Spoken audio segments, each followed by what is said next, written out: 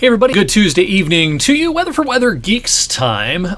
We have kind of an eventful forecast for the next few days. No big snowstorms or anything, but we have a little bit of everything to talk about. Rain, snow, wind, and some sunshine as well. We'll break down the next few days, but as we oftentimes do in this video, let's look backwards. And we're nearing the end of the month, so it's a good time to check in on where we've been. Of course, no surprise, it's been a pretty cold month. When we look at high temperatures compared to the average in January, we've only had a few warmer than average days, and today was one of them. Our high temperature today, 2 above the long-term average. The last time we had a consistently mild stretch was the very end of December up through January the 1st, but really, ever since January the 2nd, it has been a mighty cold pattern across our area. Another way to look at this is this kind of scatter plot of the last month worth of temperatures, and most of our days have fallen in this quadrant down here, the cool days and cool nights compared to the average. That's been our most frequent combination. We've had a few days of cool days and warmer than average nights, and a few warmer than average days and warmer than average nights, but again, most of the activity here or the spread is definitely most prevalent down here in the lower left part of our January graph here, expecting different things in February, and that may come with some more snow chances. It's been a very cold month, but it has not been particularly snowy. Our seasonal total stands at 31.4 at the Youngstown Warren Regional Airport. Now, that is 10 inches above last year through today's date, but it is about 6 inches now or so behind the average, the long-term average, and I don't think we're going to make up a lot of ground on that long-term average anytime real soon. So it's looking more and more like, unless we got blitzed later in the season or we had a really big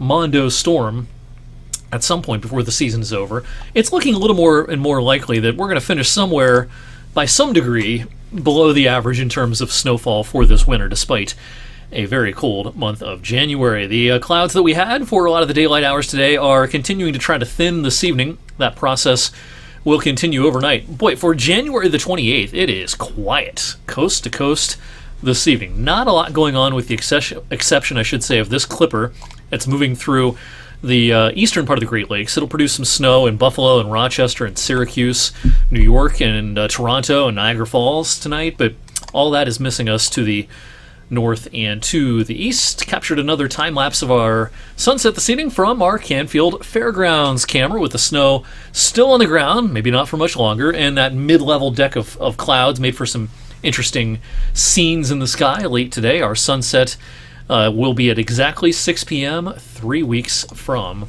tonight. We still had some shreds of light on the western horizon when I showed our Boardman camera during our 6 o'clock newscast at like 6:20 this evening. 6:20, and there was still a little bit of light on the horizon. Just a sign that winter's darkest days are behind us. Now, we do have a little system heading our way for Wednesday.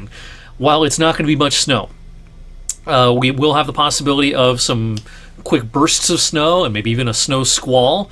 Actual accumulations in most of our viewing area are probably going to be under an inch. This graphic shows the odds of 1 inch or more over the next 24 hours or so. Once you get east of I-79 in Pennsylvania, and then especially up into northwest PA and southwest New York, Jamestown area, Interstate 86 in southern New York, those are the places that have a real good chance of seeing some accumulations. But in our viewing area, eastern Mercer County is kind of the place to be if you want to see more than an inch worth of snow. Now, that being said, a half an inch, a dusting, even a quarter of an inch, if it hits quickly and it's accompanied by a burst of wind, it can still be impactful for a morning and midday on Wednesday. And that's kind of where we're focused Wednesday morning up through midday. Here's one model depiction of about 10 in the morning.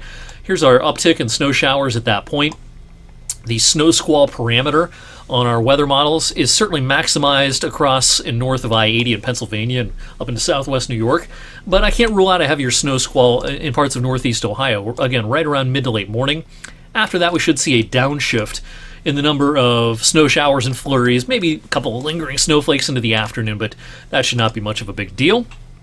The sky will then try to partially clear, or if not completely clear for a time, late Wednesday night into Thursday morning, allowing temperatures to drop back into the teens. But actually, Thursday afternoon will be pretty nice. The sun will be out. We'll probably crack 40 Thursday afternoon.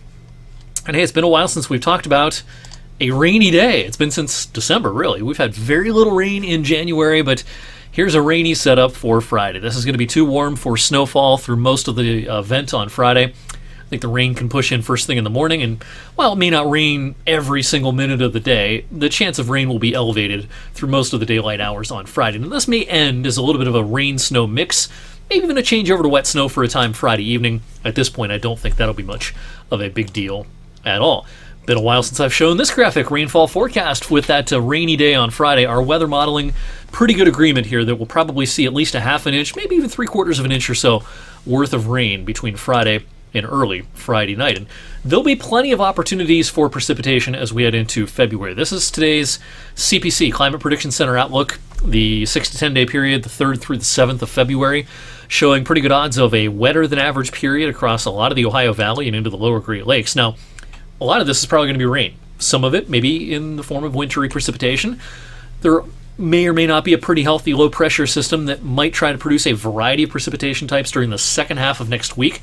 That's a period I'm keeping an eye on right around, what would that be, the middle of next week would be right around the 4th, 5th, 6th, 7th. Wednesday, Thursday, Friday-ish next week.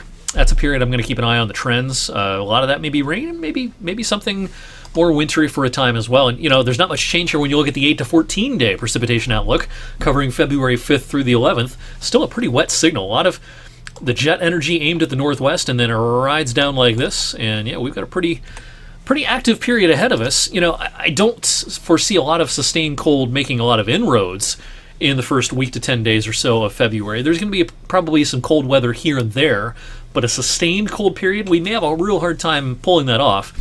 So these precipitation events, which may be plentiful, may come with a lot of challenges when it comes to precipitation type. We might just have rain. There might be some instances where we, have our work cut out for us trying to determine a rain snow line, mixed precipitation, freezing rain, sleet, all that kind of thing. That may be something we deal with a lot in February, as opposed to this, kind of snow or nothing pattern we've been in for a lot of this very cold month of January. Thanks for watching tonight on this Tuesday evening edition of Weather for Weather Geeks. Have a great rest of your night. Coming up on Wednesday, we'll take another look at the medium and longer range. We might even have an update on the February forecast. If not Wednesday, then probably Thursday evening here on Weather for Weather Geeks.